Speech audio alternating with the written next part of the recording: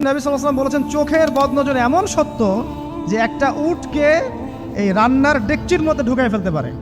মানে একটা উট খুব সুন্দর ভালো, আপনি দেখছেন মাশাআল্লাহ বলেন নাই, নজর লেগেছে, উটটা মারা গেছে দেন তারপর তাকে জবাই করে খেয়ে ফেলতে হয়েছে।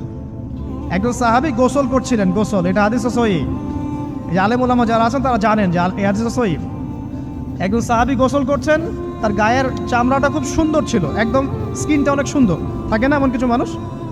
আচ্ছা, এখন আরেকজন সাহাবী এই গোসল দেখছেন দূর থেকে, দেখে বলছেন যে কি চমৎকার তার শরীরের রংটা, যেন কুমারী নারীর মতো, অনেকটা এমন একটা কথা তিনি বলেছিলেন। সাথে সাথে এই সাহাবী অজ্ঞান হয়ে পড়ে গেছে। কোন সাহাবী? যিনি গোসল করছিলেন। এটার আপনি কোনো ব্যাখ্যা দিতে পারবেন না তো, এখানে কোনো সায়েন্স দিয়ে বা মেডিকেল সায়েন্স দিয়ে আপনি কোনো ব্যাখ্যা করতে পারবেন না। একটা ব্যাখ্যা দিতে পারেন, কিন্তু কেন সেটা হলো সেটা আপনি অ্যান্সার খুঁজে পাবেন না।